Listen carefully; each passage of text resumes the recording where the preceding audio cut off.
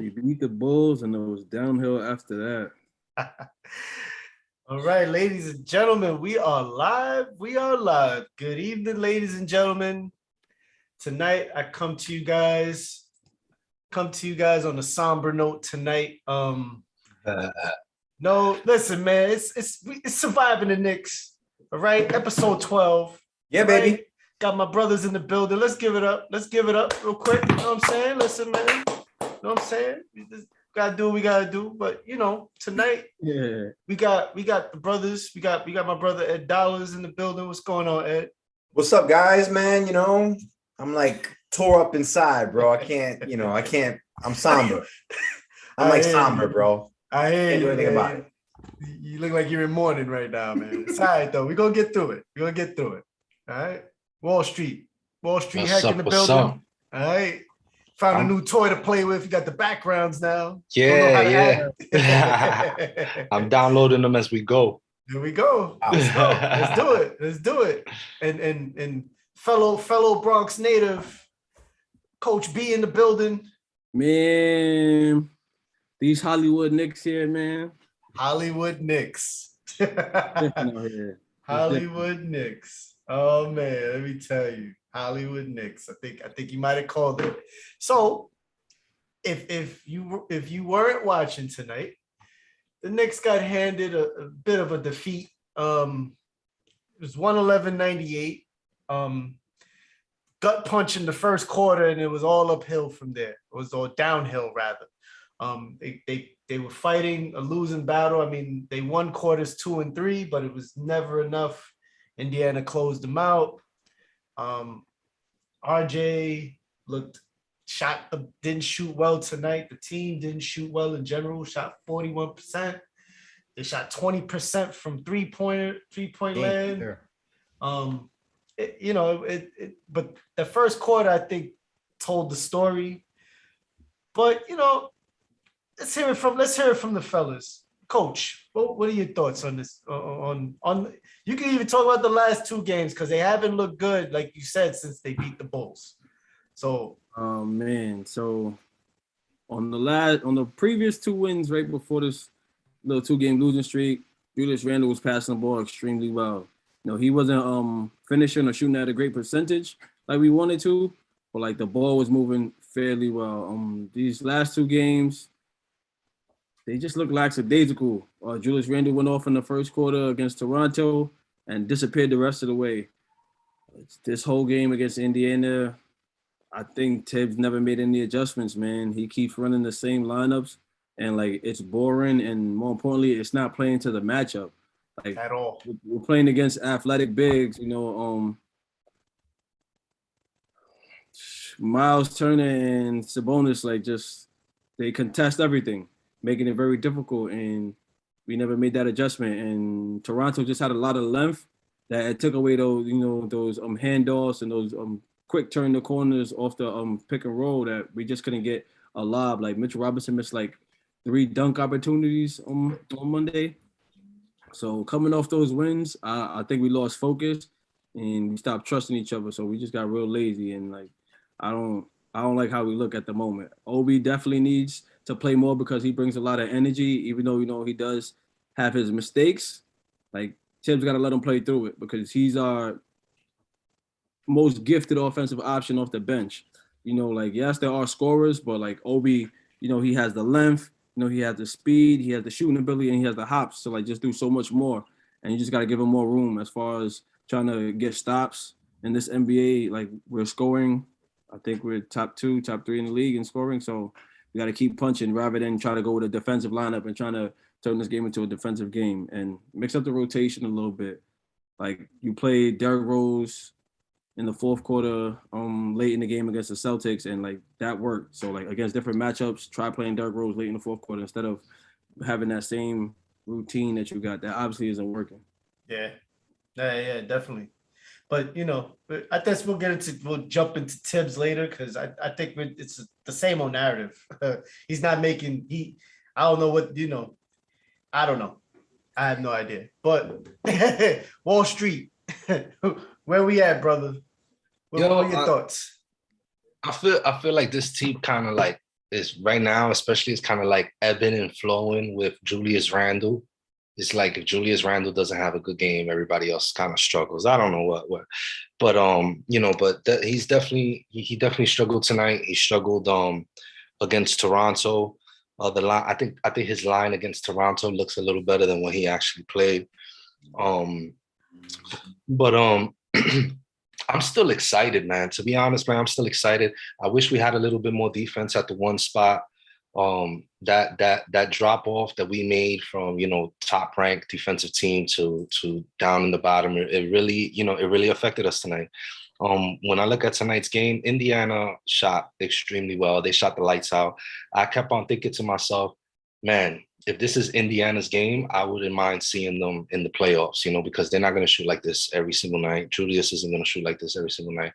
But yeah, man, I love LeVert. He had a great game. And, we're a little bit wobbly. We're not really playing defense. We're not getting out on the shooter. I thought that in the first few games we were getting out on the shooters, and tonight there was like a lot of open shots, but we'll get there.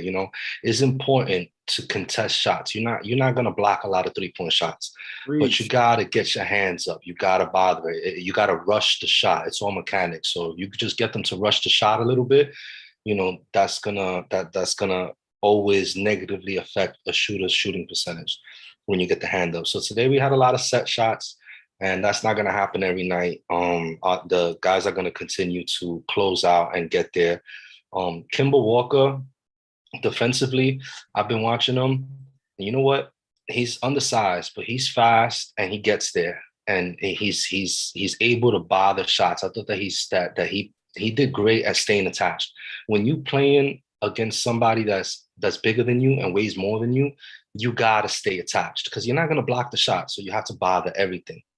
And he does a real good job at using his quickness to stay on the ball and contest the shots. And tonight we didn't do that against Toronto. We didn't do that. Indiana's not going to shoot the lights out all the time. I actually, watching today's game, with this loss, I was like, man, I wouldn't mind facing these guys in the playoffs. But, that Orlando loss is going to loom big. The Toronto loss is going to loom big. The East is a little tougher this year. Little LaMelo Ball is about to go off on Steph Curry tonight and put a shockwave through the whole league. maybe that would be dope. That would be dope if he gets him a couple of times. That would be dope. But yeah, man, I'm not down on the Knicks, man. I still feel good. Quickly's gonna play better. Obi's gonna play better. Alec Burks is a glue guy in our bench, and he's gonna continue to, help lead our bench. Our bench played well today. This game was almost taken back by our bench. The starters got demolished and the bench fought really hard to keep us in it. And you know what? They even lost it too. So the bench kind of kept us in the game, but then they let it go. So I like that learning experience for the bench. That's growth. If you beat a team by 20, there's no tape. Tonight, the Knicks could go home and there's going to be plenty of tape, so they could look at their mistakes and go forward. But yeah, let's go. Good game. Okay. All right. So Ed Dollars, man. Let's go, brother. What's up, man? No, I don't share Hector's exuberance. Bottom line is, last week we asked if the Knicks were a powerhouse. No, they're not a powerhouse. Oh, okay. I know, man. I was the number one powerhouse guy too. Listen, I'm like, damn, yo. It was a moment. A lot of thoughts basically in the last 4 games since we last met. We went 2-2, but down the stretch we played poorly in most of those games, right? For Chicago, we were killing them for the first 3 quarters, and then they had a fierce comeback which led to a resurgence by RJ and blocking and defending DeRozan's shot.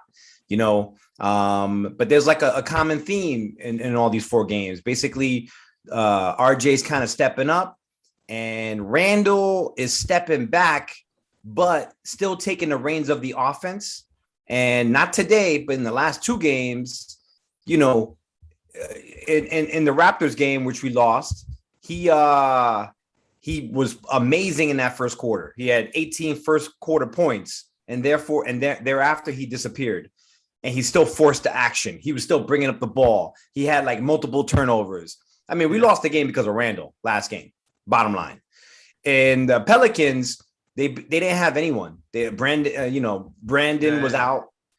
They had all the guys that are trying to make it, and they just played harder than us. In today's game, we got blitzed, and you guys basically mentioned it. Let me summarize it. Today we lost because of Thibs. I know you wanted to reserve the Thibs talk for later. I can't, man. You got to read the scouting report. All right, they got Miles Turner, and they got the other big guy, right? Miles Turner is, basically Carlisle was saying, hey, you know what? Mitch is going to stay in the paint. Noel's going to stay in the paint. So let's bring the fight outside the paint. Let's have Miles shoot his career high in threes. Let's keep on shooting and shooting and shooting. At that point, Thibs needs to make the adjustment, man.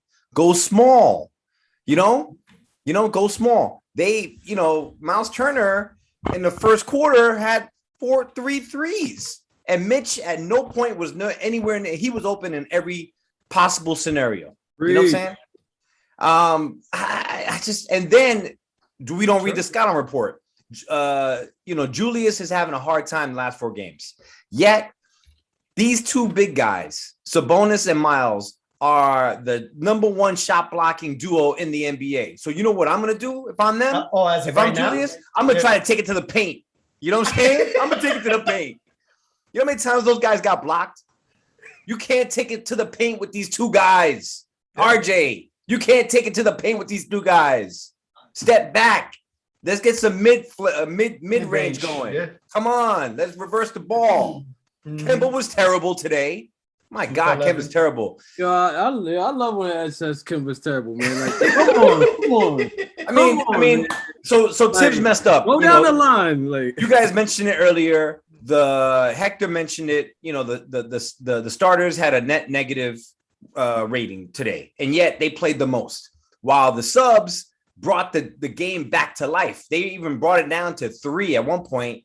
And what happened? Thibs was eager to take him out. Obi played 11 minutes? Obi was the best player on the court for like a good 5 minutes. Rose played 20 minutes versus Randall playing 37 minutes, shooting 6 for 16. Yes, Randall gobbles up rebounds. But you know what? He was making mistake after mistake after mistake. I mean, how many turnovers did Randall have? He had 3 turnovers, critical moments. RJ played well. There's an external battle going on. I'm not going to say internal because I think they like each other. There's an external battle. If you watch the game, RJ's trying to take over. RJ's literally taking over the Knicks. And at points in the game, he is the go-to guy. And I feel like Julius doesn't want that to happen. And the last 4 games, there's like this convergence of personalities coming around. And Julius is fighting it. And it's showing up in his stats. He's not doing well offensively because he's rushing his shot. He's doing off-balance shots. Maybe those shots went in last year. They're not going in this year. But at the same time, I can't front. He's gobbling up rebounds. He's got, a lot of assists. Work on your strengths, Julius. Yeah. Help us win. Give the ball to RJ. Step out the way. What Julius does is he passes it to RJ and he immediately gets into the passing lane. So RJ has to pass it right back to Julius. Yeah. I'm very disappointed in the last 4 games. Yes, we won against the Bulls the last second. We were up by 15 points. Mm-hmm. A last second shot that could have went either way. Against the Pelicans, they play harder than us, man. And we beat them because we have more talent. Yep. Raptors, they beat us from the get-go. OG Anunoby was killing us. Killing whoever he was guarding and killing Julius in particular. And today, the coaches won. Carlisle beat Thibs because he was like, the centers are not going to move, right? And there's one particular stat. Last year, we had, on defense, we had the highest defensive rating on the corner threes. That's where they were killing us from, the corner threes today, because we kept on collapsing to the paint and leaving the corner guys open, and those guys continuously burned us. Let me tell you where that came from, right? So last year, Nerlens Noel able to get out there. Now that they're both trading minutes, Nerlens Noel, Mitchell Robinson. Now, right, not only Mitchell Robinson doesn't get out there, but he doesn't space the floor. So we're putting someone else in Nerlens Noel, who else doesn't space the floor. So on offense, it hurts us, and on defense, it hurts us when Mitchell Robertson is in, when he can't get out to the 3-point shooters. And can I interject? We also have a guard that can't defend. So your center is going to be more inclined to be covering the paint. If you got somebody out there, if you got a one that could guard a one, then the center could be like, listen, I'm going to let my man play on an island. But when you got Kimba out there, you can't let him be on an island because he's just going to get fouls and he's going to get bullied. So your center keeps 1 foot in the paint, and that's all you need now is another center to shoot.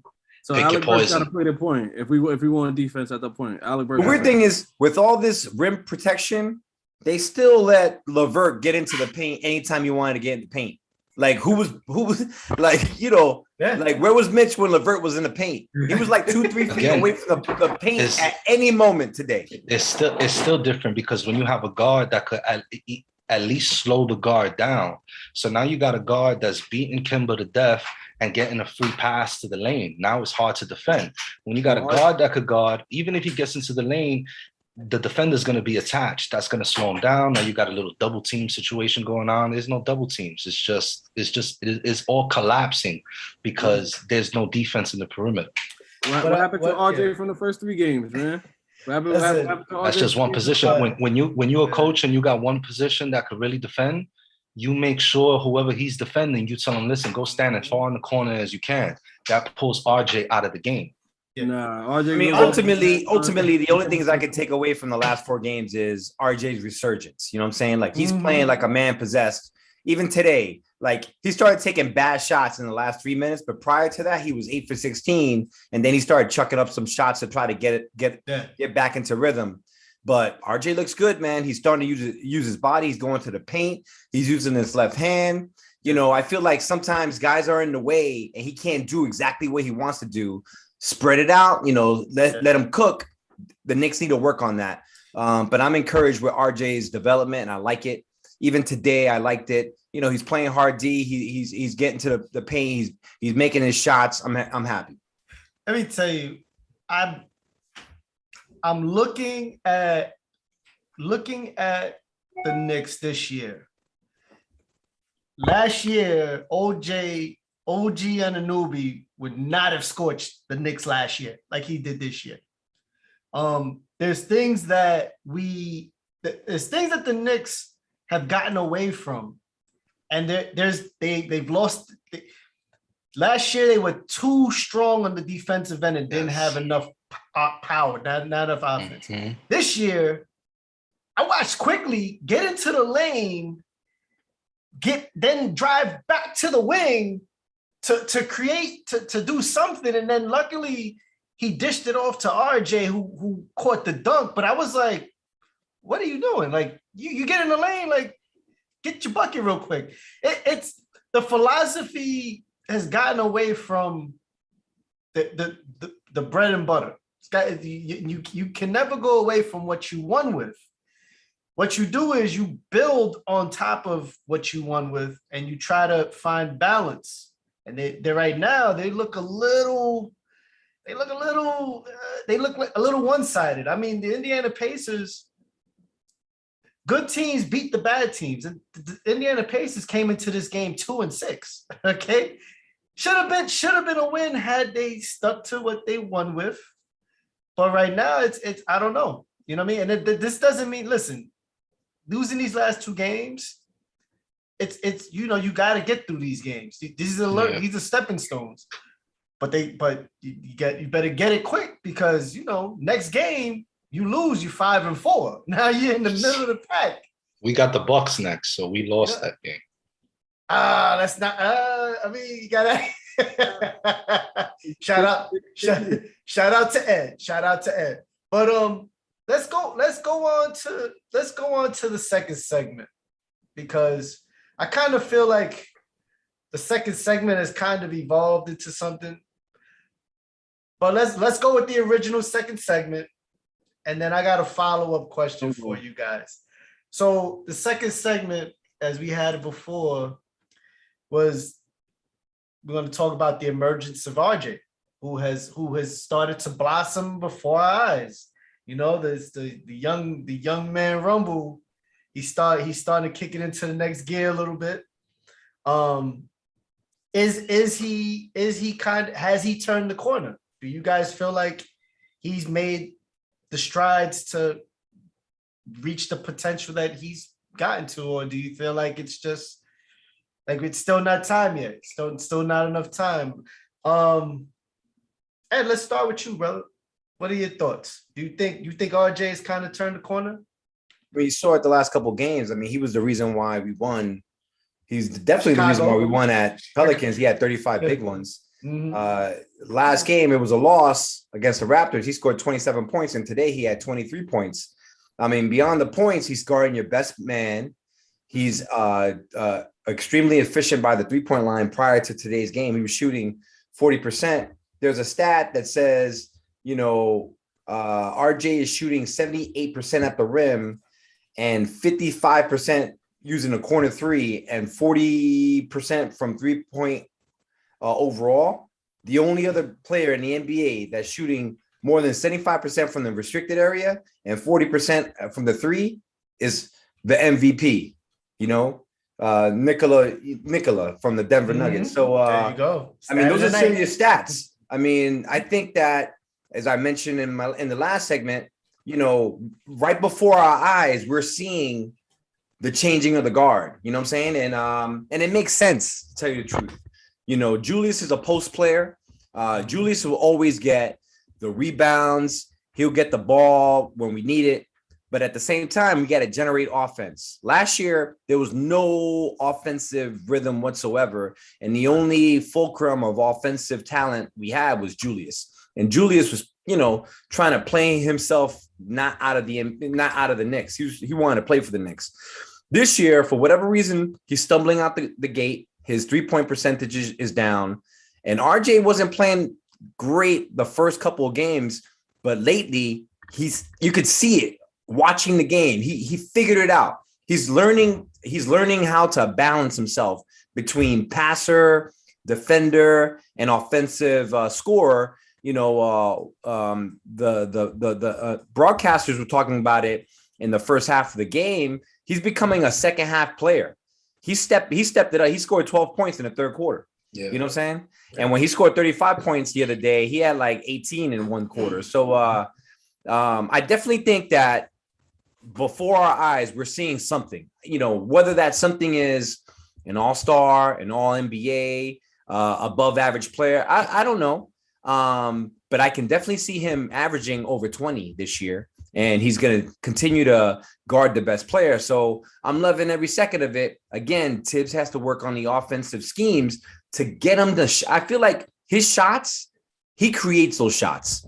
They're not part of the offensive flow. And I think it's time for him to be a part of the offensive flow. I think Julius has to take a back seat, which is not a bad thing. He can still, he got paid. He can still average what he's trying to average, and he can still be, one of the most dominant players in the NBA. But once you pass off, come on, set some picks, move out the way. Let's get him cooking and stuff. So I'm very pleased about that. I like it. I love it.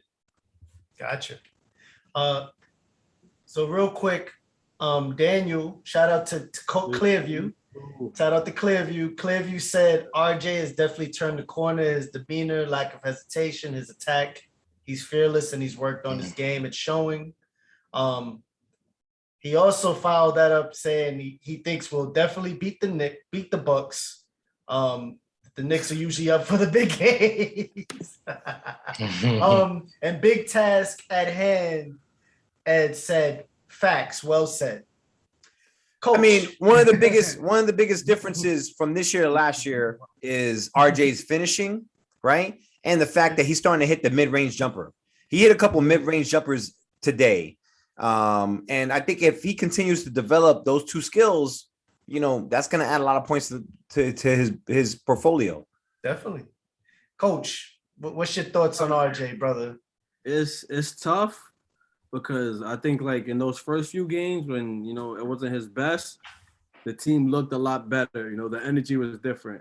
Mm-hmm. Now coming into him, stepping into the light a little bit, which I love. Like The body language of the team looks off, man. Let's focus on RJ. A good leader, plays his tail off and is vocal. So I want him to be more vocal, and like rally the troops as far as like things that happen, like as for even with making mistakes, if it's not his mistake, like being more vocal on that end. But definitely like putting the ball in the hole, like this last few games, he showed that he wants to carry more. And like coming into from the end of last season, those last regular season games, he played well in those fourth quarters, finishing, taking contact, like Wallstreet has mentioned before. So like I'm happy to see where he's growing. But as far as what he's doing for the team, I think we need about another 10, 12 more games before we could decide whether it's a right fit or, as always, Thibs needs to make some adjustments, which is usually always the first case. But for RJ, the athlete, what he's doing right now, I'm happy to see him doing well. I preach for him to get 20 shots all of last season. So to see it now and to see how it's leading to so much success for him, hopefully it translates to better team outcomes going forward. Okay. The reason why they got bad body language is because of Julius. Julius is being a sad puppy out there, man. You sure know how to deflect. Shooting 6 for 16, shooting 3 for 13, being with his head down, turning the ball all over the place, not paying attention. Come on, man. Yo, if I'm Thibs, guess what? I would bench Julius, and I would put Obi in there for like 20 minutes. I get it, but like, come on, man. We gotta wait. Julius got some bad body language. Just gotta wait. It's not everybody. It's Julius. Fellas. More Obi. Wallstreet.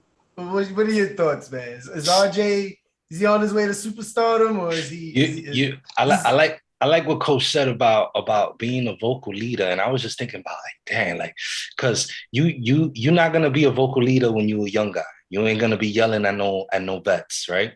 But when you growing as an all-star dude like RJ might be, it gets to that point eventually where you're like, yo, this is my team now, and you better get your shit together. I will bark at you in front of 30,000 people. You know what I'm saying? AD grabbed Dwight Howard up the other day. He was like, yo, he grabbed him up. That's not cool though. Like, no, that's something that that's something that a vet will do. Listen, that's something that a vet will do. And I can't even when Coach said vocal leader, it's like you can't even imagine like RJ, like, yo, yelling at somebody, like, yo, get back. Like, so, but that's what you got to do. I think one of the greatest vocal leader on the court, I think for me all time was Kevin Garnett. You ever want to see how to talk on the court? Watch Kevin Garnett. And let me tell you, I play basketball. I love to talk on the court, bro. I'm always screaming out something. I'm always trying to get somebody somewhere. I'm always, yelling out picks, not even for me. I'm like, yo, go pick him, go get him, go spin this, get back. I got you. Let's switch. So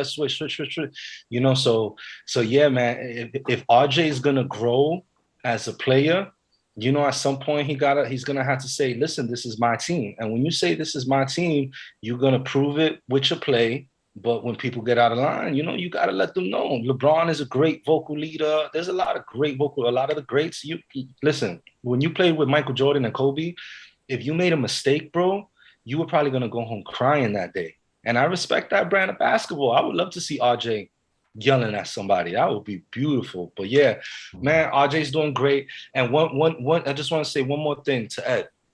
All right, check this out. Check this out, bro. I think that Julius could play at the level that he played at last year, even with all this firepower around him, right? It's gonna look a little bit different. But check this out. A team to me is most dangerous when their best player is not playing well. I used to remember watching games where it would be like the Lakers, right? And Kobe coming into the fourth quarter got 9 points and the Lakers are up by 3.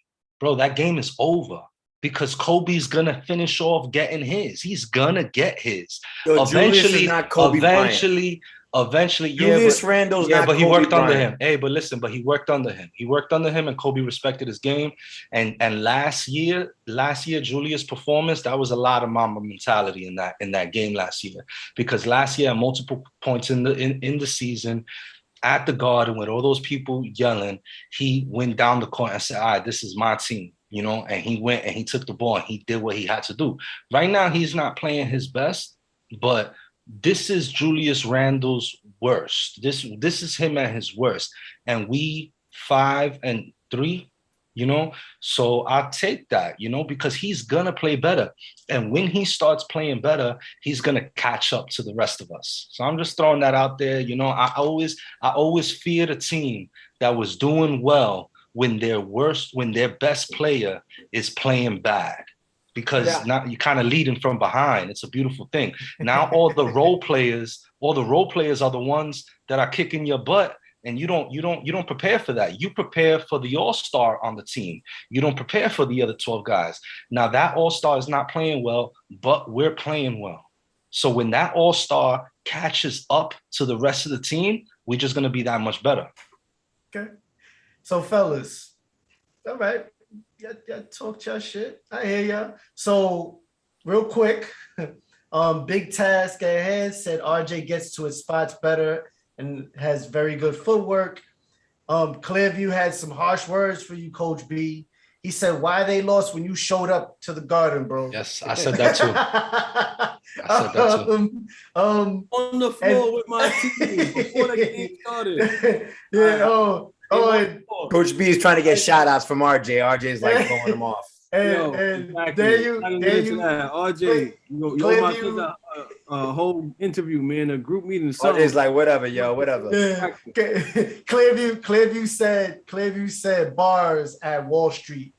The Wall Street, but Big Task at Hand also said, but they play different. Randall is not Kobe. So I mean, he ain't Kobe, but he said, hey, but yo, hey, listen, he worked under him. He's that Floby. Randall's Floby. That greatness, it rubs off.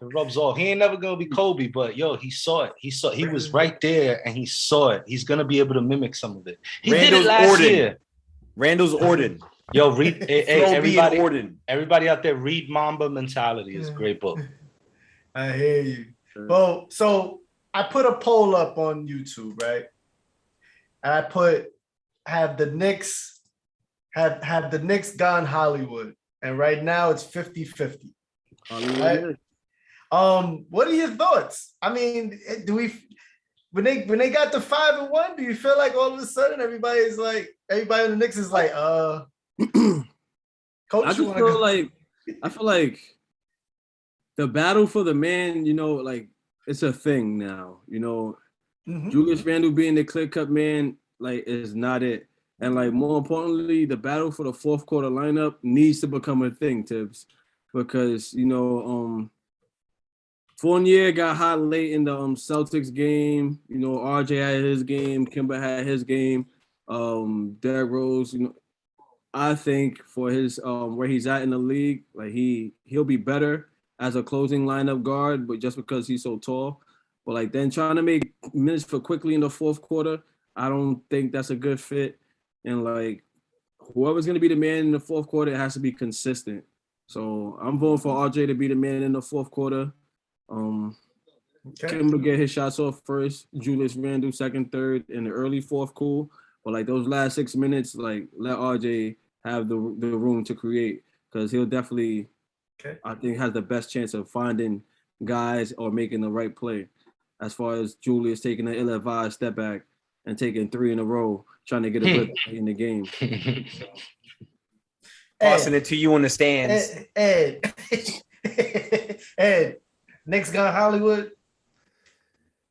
I don't know if they got Hollywood, but you know, but yeah, they probably did get Hollywood, man. They shot the first 5 minutes of the game. All I saw was threes shooting. You know, they were just shooting threes. They shot 8 threes in like 2 minutes. Does that mean that they're Hollywood? I don't know if that they're Hollywood yet, but at the same time, we needed to beat the Raptors. The Raptors were without like their star players, and we didn't, you know, we had them, you know, in the first half, and they took it from us in the third quarter. These guys today, they took it from us in the first quarter. We didn't lead once throughout this entire game. It was 12-0. This guy calls a timeout. You know, we couldn't shrink the lead. when the bench came in and we drove it past to 3, we let go of the rope. Are they Hollywood? I don't know, but maybe they're reading their own press clippings. Maybe because they're number one in 3-point made offensive ratings and things like that. Maybe they're thinking, okay, maybe I should be shooting more threes. Their defense has slipped considerably. As I mentioned last week, they're middle of the pack defensively. They're top 5 offensively. But what matters now is net rating. How much you score versus how much you give up. And their net rating, ever since we talked about that last week, has been dropping like a rock in the pond. You know what I'm saying? So they're scoring a lot of points, but they're giving a lot of points, and it's concerning to me. And then you have this issue with the battle of the man. I like that. I'm gonna be using that the whole year. The battle of the man and this internal conflict between Julius and RJ. And it's not like Julius doesn't like RJ. They like each other. They play off of each other. It's that Julius wants to be the Knicks. He wants the ball in his hands. That's why he continues to bring up the ball.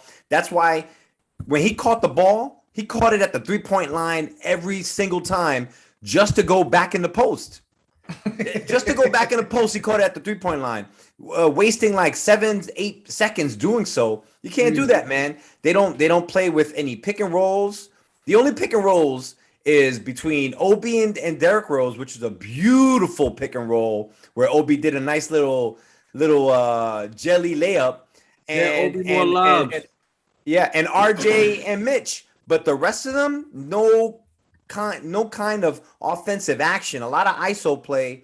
And then this battle between the battle of the man between RJ and Randall, where Randall wants to take the shot. And he's dying to make the buckets. He wants to be the guy that puts them over the edge, and then they're not doing that. So, do they think, are they a Hollywood? If you add all those components up in a formula, I don't know, man. I don't know what you get. And then you got Thibs, who, you know what I'm saying? Like, listen, I coach 4th grade and second grade soccer, and I got like a little script. And I don't change the script because it's hard to change the script. This guy's a professional coach. You got to be able to change the script. Once Miles Turner is shooting all those threes, call a timeout. Mitch, can you defend or I'm taking you out? For once, put like another smaller player. Put Alex Burks in there. Put like Grimes in there. Let's play small ball. Have Randall play the center. Or have Mitch defend Sabonis instead of Turner. Like, that was a simple one. You know what I'm saying? So it's like, Reach. I think it's not Hollywood, it's being Dummywood. They're coming out of Dummywood land. And, being 5-1 and then losing the last 2, I'm a critical Knick fan. That's what makes us the Knick fans. You know what I'm saying? Like, we take losses hard and we take wins, harder. You know what I'm saying? And these last 2 losses, I feel like, they flipped the script in a bad way. And I don't want this to continue. Right. I hear you. Yo, fellas, it hasn't even been 10 games yet, and I feel like we've seen the best, and we're dwindling towards the worst case scenarios. This is surviving the Knicks, man. That's what we are. That's what we all about. Surviving. Wall Street. Knicks gone Hollywood. Hit Knicks gone Hollywood, man. The Knicks, Emmanuel Quickly and Mitch Robinson are Hollywood. I think that's it. Mitch Robinson, taking pictures with his cars and stuff like that. But yeah, man, you see that guy behind me? I don't think that's Hollywood. If it is Hollywood, then it's a horror movie. And that's what we want. And it's funny to hear you guys begging for defense. It's almost like y'all asking for Alfred Payton back. It's beautiful. It's beautiful. It's actually, listen. I was waiting for you to say that name. I'm actually loving this. I'm loving this. I'm loving you guys cry about the shooters not hitting shots. How many points Kemba Walker had tonight? Let me tell you something. The shooter is the easiest player to get out of his game. He has one trick in his bag, and it's the jump shot. The other day I was playing ball. And I jammed my ring finger. I couldn't shoot for the rest of the night. But guess what? I did other things. You know what I'm saying? There was a saying that I heard the other day, and I loved it. You called the warden on Monday, right? Yeah, I was the warden. I was locking them up. I was the warden. Yo, but check this out. I heard her saying the other day, and I loved it. It was like, yo, you got to be able to play well when you're not shooting well. You know what I'm saying? And, are we a little bit more high flying? Are we a little bit more, with the jump shots and the 3-pointers and all of that stuff? Listen, we're a little bit better than we were last year. We're going to win a couple more games. We're a little tougher than we were last year, but we're going to have games like this because we can't guard. Look at what's happening in Brooklyn. You got some of the best shooters, some of the best offensive basketball players in the world. It's just too easy to score against them. Tonight, it was real easy to score against us. But you know what?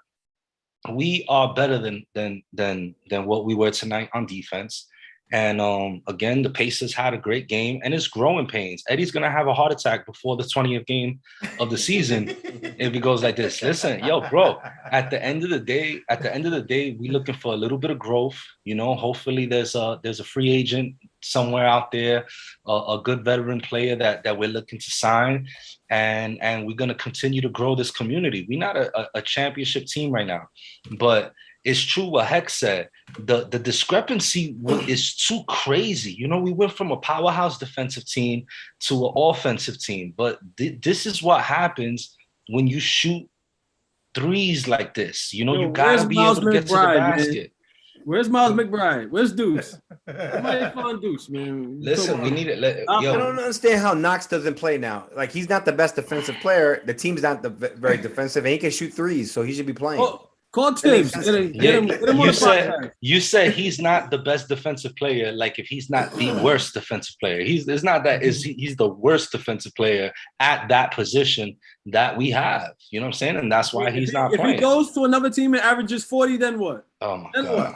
If he gives up 44, then what? I don't care. So fellas, listen. So the crowd. So. Native users said Knicks suck. Big task at hand said, yo, they had Turner looking like Larry Bird. Yo, Turner, his high arcing 3-point. That shot was hitting the top of the dome in the stadium. Yeah, Turner is a great basketball player, bro. Big task at hand. Also coined a new phrase I think he's gonna catch on. Broadway Barrett. He said that's Broadway Barrett. That's kind of fire. Hashtag that on Instagram. I mean, hashtag that on Twitter. Hashtag that on Instagram. Broadway Barrett. Broadway. And then Daniel Clearview said Wall Street with the shots. Peyton reference. Damn. Yeah. There's a lot of, it's weird. There's a lot of respect for Alfred Payton right now. I don't get it. I guess they forget short memories because he gets no respect. He was horrible. Flip all of Ed's Alfred Payton. He stopped getting respect the second he cut his hair. Remember his hair? Yeah. Then they lastly, Big Task again said, yes, and I hate it. We need to get back to smash mouth defense now. That's right. So the crowd is spoken. I don't know. I don't know if we need smash mouth defense. I think we just need regular defense. But it's so sleepy. A little better defense. That's all we need. You know what I'm saying? I like the way our offense is flowing. I wish we had like more back cuts, more picks, more pick and rolls and stuff like that.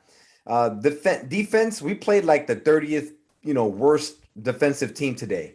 We weren't guarding the corner threes whatsoever, which I don't understand. Either Mitchell Robinson's out and Nerlens Noel is in, or Julius Randle's out and Obi's in. Because at least Obi's gonna hustle, even though he's not doing the best. He's gonna hustle, but he's coming out a little more. And he's not doing the best because they're not putting him in the best positions. He's a run and gun player, and we're playing half court. He's at the 3-point line. He can't shoot threes. What are we doing? Yeah. Well. Right. NBA news, you know what I mean? Because honestly, we could dwell on these losses forever, but in the NBA, it's a marathon. It's not, it's not a race, it's a marathon. That's right. You gotta pick yourself up and you get to the next game. Die with every loss, yo. Knicks fans, die with every loss. Yeah. I fucking melt. I melt with every loss. I'm like this. No, listen, because you're a true fan. It's a true fan. That's what I respect the most about Chuck is true fandom. But going around the NBA, I got a team that I want to ask you each about. Right? There's three teams that I'm curious about, and I just wanted to get your thoughts. Wallstreet, I'm gonna start with you, right? I want to see if you've been because you got to look at all the ops. You got to look at everybody. Everybody can come behind you and get you, man. You know, you got to treat this like the street. Anybody's an op. You got to just, you know. So my first team I wanted to present to you was Houston Rockets. Although they've lost, they've got some good guys on there, man. I mean, they've been losing, but they only lost to the Lakers by 2. They've been playing well. They just, honestly, the team looks like they lack leadership, needless to say. But they got a lot of young talent on that team. They got some high flyers. Jalen Green probably has one of the most amazing misses because that dunk he almost caught. Oh my God. Ooh, it was scary. Scary hours. But what are your thoughts? Do you have any thoughts on the Houston Rockets, Wallstreet? I think you answered it right there. There's no leadership, you know, but that's basically, you know, what Philly looked like 5 years ago, what the Knicks looked like 3 years ago, you know, what Phoenix looked like 4 years ago, you know, and it's actually one of my favorite things to watch, you know, because it talks about, it shows the growth in the league. It shows that's why I think basketball is my favorite sport, you know, because just the exponential growth in just skill level. I was thinking the other day, you know how many years the CBA was going on before alley-oop was thrown. You know, you want to talk about 80s basketball versus today's basketball.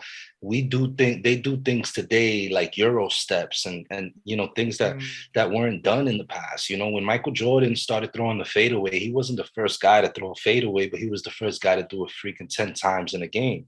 That added to the game. Guys in the 70s, they never even seen a fadeaway, you know. I was thinking that the first alley-oop probably looked like a penalty or something, you know. It probably looked like a travel, right? So, you know, so when you see teams like that, it just shows the growth of the league. It shows the evolution of basketball. And I always look at the game like, man, what's next? What's going to happen next? I think, you know what guys are going to start doing now? They're going to start jumping from the 3-point line on the fast break, but then laying it up. You get what I'm saying? I don't know if they're ever gonna do that, but it's like things like that I think of. You know, there's all this evolution to the game. It's so crazy, you know. So when you see teams like that, you're like, yeah, that's why the draft works so great, because you could take a young team and lose, you know, year after year. And you know, hopefully for Houston, the best thing that Houston could do now is continue to lose. You know, you don't want those young guys to play middle of the pack basketball, because then you're going to get stuck in the middle of the pack for many, many years. I wish that they would change the way that worked a little bit, but, you know, but it works, you know? So, you know, shout out to Houston, you know, but I'm not worried about them as a Knick out in the West, a young team, you know, but yeah, man, that's, if you want to see a young team that has a future, then you watch some Rocket games. Okay. Ed Dollars. I ain't got Houston's a team trash. for you. They're not gonna win 5 games this year. No, they're gonna win 5 games. No. I got a different question for you. Unless you want to add in some about Houston. But I just wanted to add that Houston was trash, and every young team in the NBA plays just like them, and they always lose. Of course. They But need leadership. Play John Wall. John Wall's a CBA. They exiled John Wall. He's a CBA. Boycott just on that principle alone. And Tillman Fertitta is a Republican, hardcore Republican. I can't mess with him, man. Oh man, Houston's on the X list. So Ed, I got a question for you, and I was reading online about how the quote unquote the unwritten Harden rules, how they're taking away the flimsy fouls, and how players are talking about how that's improved the league, how it's improved play across the league.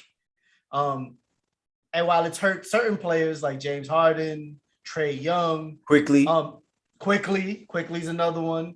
It's the star players have continued to flourish. So they're, you know, like Steph, Giannis, you know, all guys that are still moving the pendulum. So what are your thoughts? Do you feel like has league play this year been better? Or do you feel like that they should have never really changed the rule? Like, what is your thoughts? It depends on your perspective. Points are actually down by 6 points. Last year, the average points per game I just read this earlier today, it was like 112. Today, it's like 106 or so.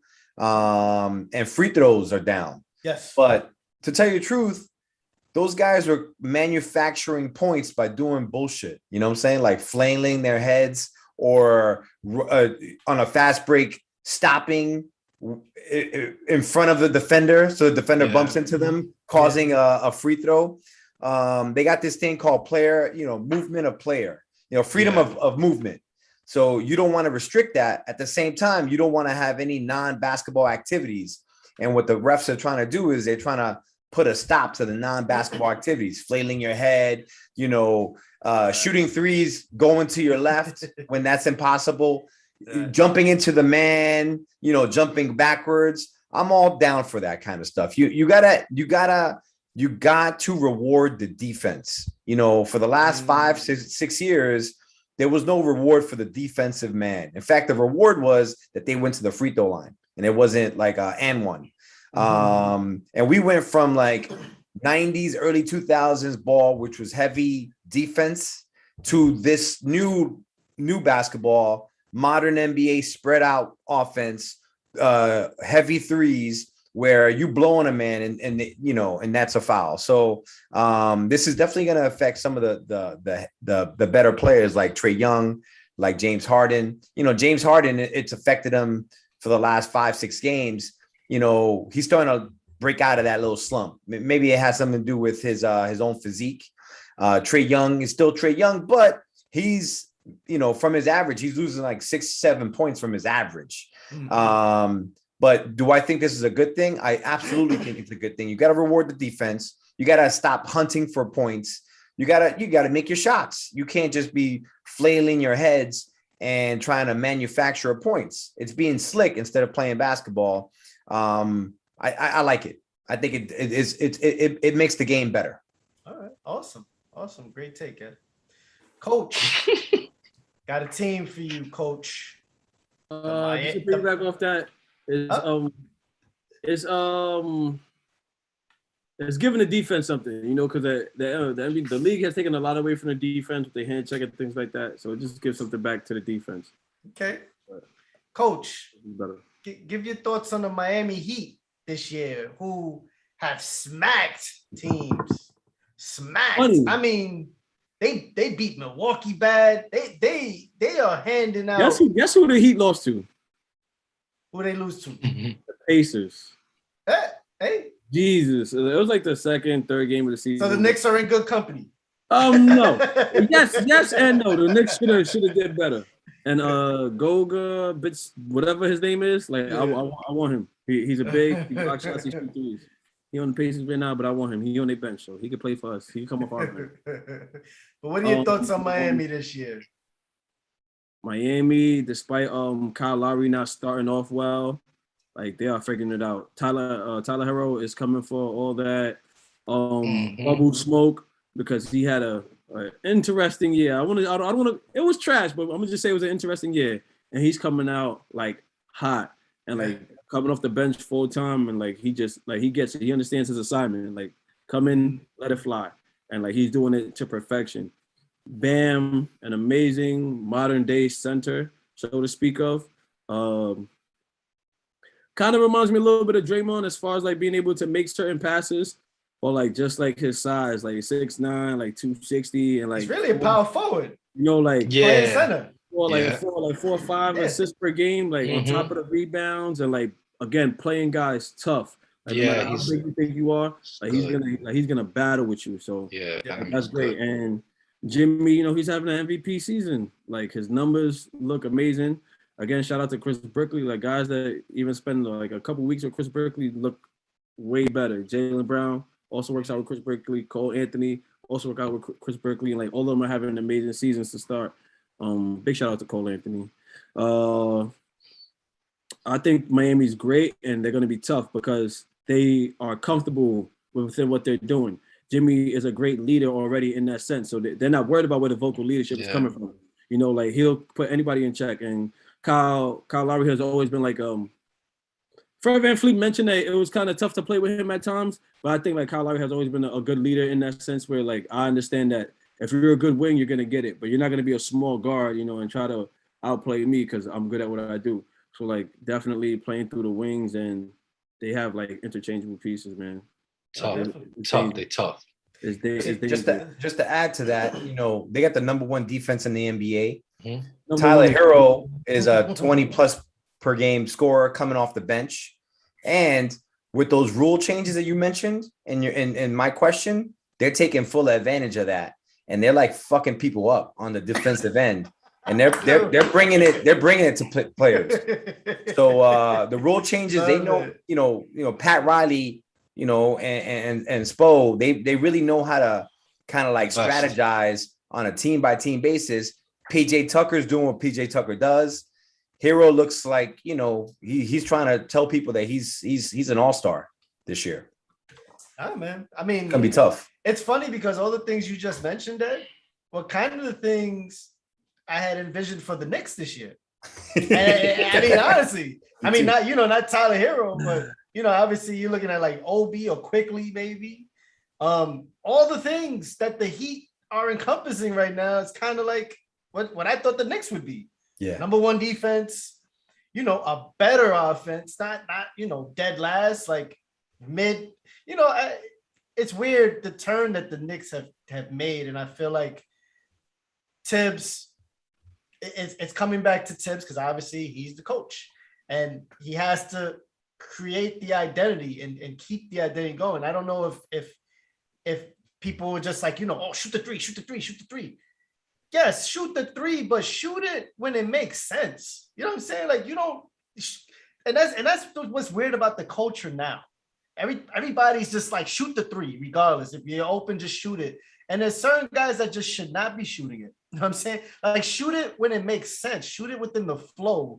Don't just shoot it like, you know, like the only person that can shoot the 3 anytime is Steph Curry. That's it. He's the only guy. And maybe Dame Lillard. Those are the only 2 guys to me that have full impunity to just shoot the 3. You come down, you think that's a great shot, shoot it. Everybody else in the league, you gotta really be smart about it. And the Knicks going away from what their identity truly is starting to catch up to them a little bit. Because Ed, you made a great point. I didn't see the Pelicans game, but I saw the reactions to the Pelicans game, and everything you said, Ed, was what was spoken. The Knicks really didn't look like they just were in the motions against the Pelicans. Knicks almost blew it against the Bulls. How did the Knicks lose to Toronto? You know what I'm saying? Like, I'm watching all the feedback from it. It's like, yo, OJ and Nobi had 36. It's crazy. You know what I'm saying? Like, when that happened? But, you know, the Knicks got to figure it out. And, of course, it's a young season, and they have plenty of time to kind of figure it out. But, you know, I think Broadway Barrett needs to figure out. You know, I think, but it's not just on Barrett. You know, I think the two main guys, you know, Julius and Barrett. Julius has to understand that he's the present, but Julius is the future. But he's coming into the present. Barrett's the future. I'm sorry. Barrett is coming into his own, and he's got to. True leaders will look at that and be like, you know what? I gotta let this man flourish. I can pick my shots. Yep. Yeah. Yo, you got paid already, man. Like, you got your money. You got your money. Yeah. You're not about to get traded unless Obi really start going off. But you know, you got paid already. Just enjoy the ride. And why would they trade you? One more thing about getting paid. How about Michael Porter Jr. getting $225 million and averaging like 8 points a game? What's going on with that? I don't know what happened. Another CBA killer. I think the same thing in you know, February going into March. I think he's gonna find his groove, man. It's another CBA killer. Another C. You got a bunch of them. You got him. You got John Wall. You got Your man Simmons. You got. I mean, the thing about it, Coach, I was thinking that because Jamal Murray's not in yet.